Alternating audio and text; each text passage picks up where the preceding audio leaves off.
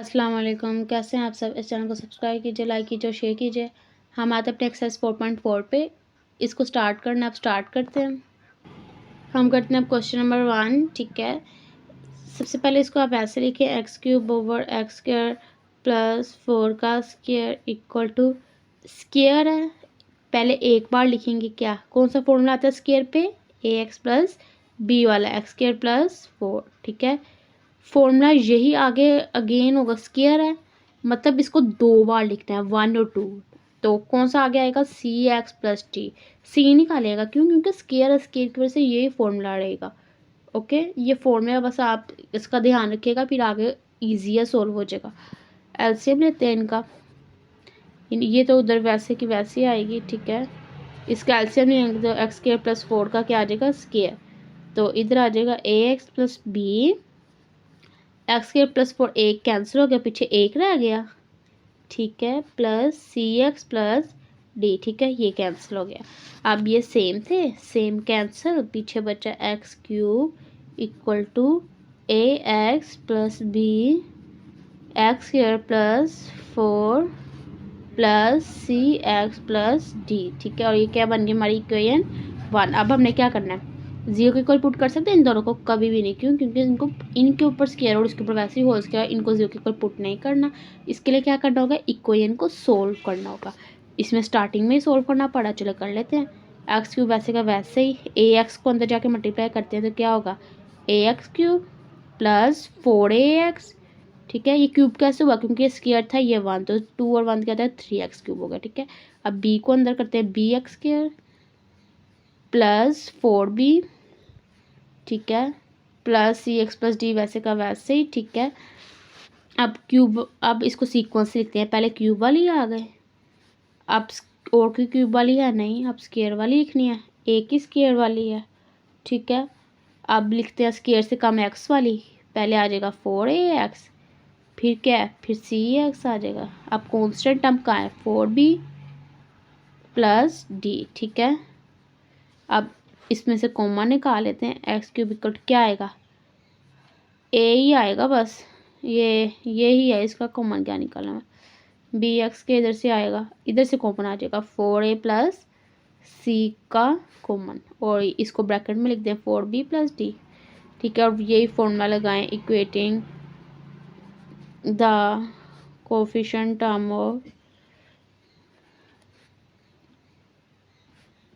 कौन सी टर्म है, x cube x square x and constant term. ठीक है, लिखते हैं, ए किसके इक्वल है, 1 के, बी एक्स स्क्वायर वाली कोई वैल्यू नहीं है, 0 के, 4a प्लस सी मतलब एक्स वाली भी कोई वैल्यू नहीं है, 0 के, 4b plus D constant term वाली भी कोई वैल्यू दूसरी साइड पे नहीं है, तो 0 के इक्वल, ये 2 कोइन होगी, ये 3, ये 4, ये 5। ठीक है, ये ए और बी की वैल्यू तो इधर ही निकल गई।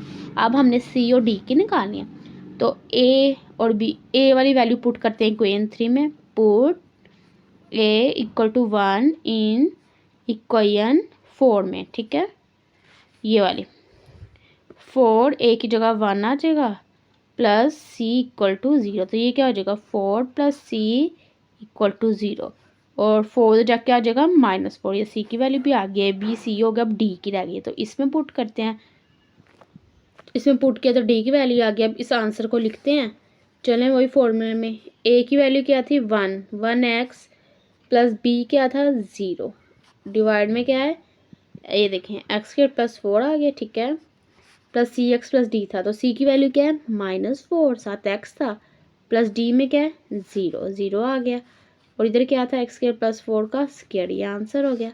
अब इसको सही से लिख लेते हैं, एक्स प्लस 0, 0 लिखने की जरूरत नहीं, तो खाली एक्स लिख लेते हैं, और एक्स प्लस 4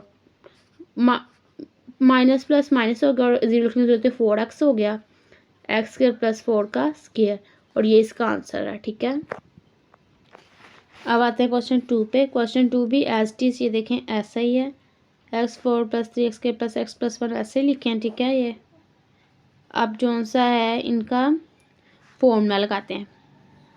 सबसे पहले आप देख लें, इसका क्या आएगा, a over x plus 1 plus square है तो क्या आएगा, bx plus c over x square plus 1 whole square आता मतलब 2 बार आएगा d x plus e over x square plus 1 का स्क्वायर, ठीक है, ये फॉर्मूला। ओके, खाली डी नहीं लिखेंगे, ये वाला एक्स वाला फॉर्मूला लगेगा क्योंकि स्क्वायर तो आ ही रहा है ना साथ, ये अंदर भी, अंदर वाले का भी ध्यान रखना है।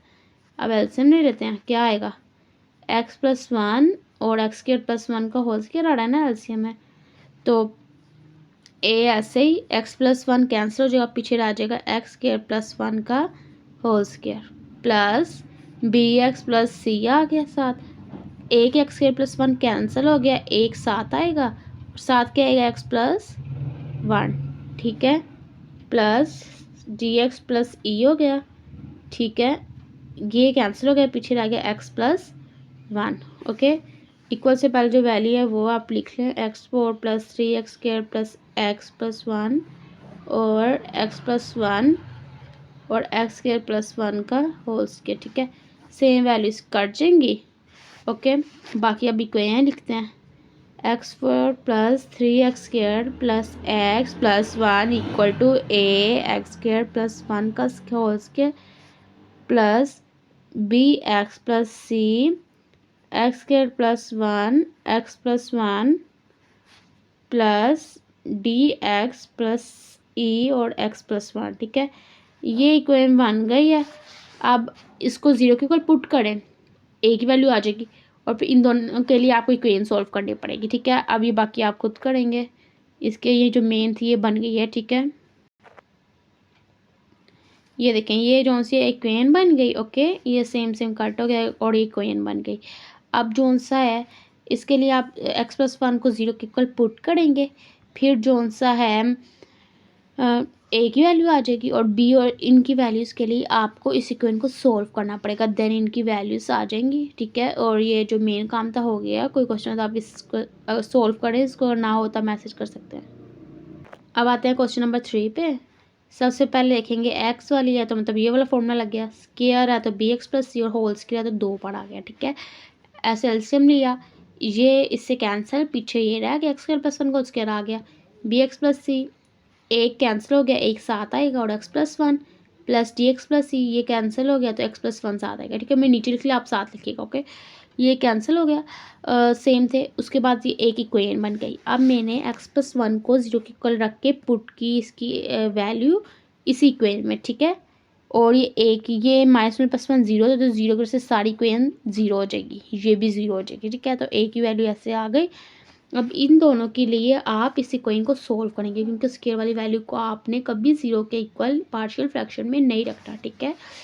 अब जो सा इस इक्वेशन को ये सोल्व किया, इसका होल स्क्वायर खोला, ये वैसे के वैसे इन दोनों को मल्टीप्लाई किए थे, पहले एक्स को अंदर फिर 1 को अंदर और इन दोनों को मल्टीप्लाई किया, ठीक है। फिर ए को अंदर जाकर मल्टीप्लाई किया और बी एक्स को पहले इससे किया, फिर सी को इससे किया, ठीक है, ये देखें। और ये जगह नहीं तो नीचे इस साइड पे लिख दिया आपने, फिर मैंने सीक्वेंस लिखा, पहले 4 वाली फिर 3 वाली फिर 2 वाली फिर आगे 1 वाली, ठीक है। फिर इसको कॉमन निकाल लिया और ब्रैकेट्स में लिख लिया, ठीक है। फिर हमें इक्वेट किया, x4 के क्वेश्चन कोई नहीं है तो ज़ीरो आ गया, क्यूब का कोई इस क्वेश्चन को इससे करना है तो इधर कोई नहीं है तो ज़ीरो के इक्वल कर दिया, 2 वाला 1 हो गया और बाकी ज़ीरो, ठीक है। और इस तरह ए की वैल्यू हमें दी हुई थी तो मैंने बी इस वाली इक्वेशन में पुट करके बी की वैल्यू भी निकाल ली, ये देखिए। फिर बी की वैल्यू पुट करके इक्वेशन 3 में सी की आ गई और इक्वेशन 4 के आ गई, ई की वैल्यूज़ भी हो गई। अब ये 5 में और इसका ये देखें ये आंसर आ गया, ठीक है। क्वेश्चन 5 ऐसे आप खुद करेंगे। अब क्वेश्चन 6 की तरफ आते हैं। क्वेश्चन 6 में ये देखें, ये सबसे पहली बात ये इम्प्रॉपर फ्रैक्शन इसमें आया, बाकी सारे प्रॉपर थे। कैसे प्रॉपर थे, कैसे ये इम्प्रॉपर है, ऊपर 5 है, इसका अगर आप देखें हमने पावर्स देख रहे थे तो 2 2 सा 4 हो जाएगी, 5 और 4 ये तो गलत हो गई ना, ऊपर बड़ी नहीं आनी चाहिए, छोटी आनी चाहिए उससे, ऊपर बड़ी हो यहाँ इक्वल हो नीचे वाले के तो वो तो इम्प्रॉपर होगी। तो इम्प्रॉपर को सबसे पहले हम प्रॉपर बनाएंगे तब हम सोल्व करेंगे। मैंने इसका फॉर्मूला खोल लिया ये, ठीक है। अब ये 4 एक्स 4 इसलिए एक्स स्क्वायर का स्क्वायर लिया, ठीक है। ये चीज़ बच्चे ध्यान नहीं रखते कि स्क्वायर नहीं रहते, एक्स का स्क्वायर लेते हैं, एक्स स्क्वायर का स्क्वायर लेना, ठीक है। अब मैंने इसको पहली वाली को अंदर, हमेशा ऊपर वाली को अंदर रखते हैं डिवाइड में और ये वाली बाय, ठीक है। अब किस वैल्यू से मल्टीप्लाई करना है, किधर x5 आए तो मैंने x4 को x से मल्टीप्लाई करूँगी तो x5 आ जाएगा, plus 2x cube plus x, ठीक है, साइन चेंज हो जाते हैं सब्ट्रैक्ट में, एक्स 5 वाले 0 जगह ख़त्म, पीछे -2x -x। अब मैंने इसको इस टाइप लिख लिया, ठीक है, क्योंकि यहाँ बड़ी थी यहाँ छोटी, सोल्व हो गया, और नहीं आप कर सकते इसको। अब ये बन गई ना हमारी प्रॉपर फ्रैक्शन, ऊपर थोड़ी और नीचे ज़्यादा।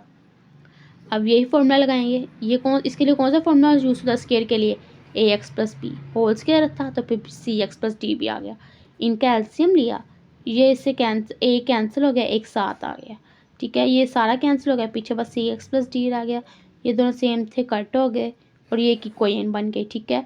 अब हम इसके लिए कोई भी 0 के इक्वल नहीं करेंगे, क्योंकि स्क्वायर को नहीं करते हम, स्क्वायर को 0 के इक्वल नहीं करते, तो हम क्या करेंगे, इसी कोइन को सोल्व करेंगे, करते हैं। ये देखें, इस इक्वेशन को सॉल्व किया, ax को पहले इससे मल्टीप्लाई किया, फिर b को अंदर जाकर मल्टीप्लाई कर, और q हमने ना अब सीक्वेंस देखना है, मैंने पहले q वाली लिख ली, फिर स्क्वायर वाली, फिर x वाली, फिर कांस्टेंट टर्म, ठीक है, इसको कॉमन में लिख लिया और इक्वेट कर लिया। a किसके इक्वल था, -2 के, x स्क्वायर वाली कहाँ है ही नहीं, तो b 0 के, x वाली है b a + c -1 के, और b + d कांस्टेंट टर्म कोई नहीं, तो 0 के इक्वल।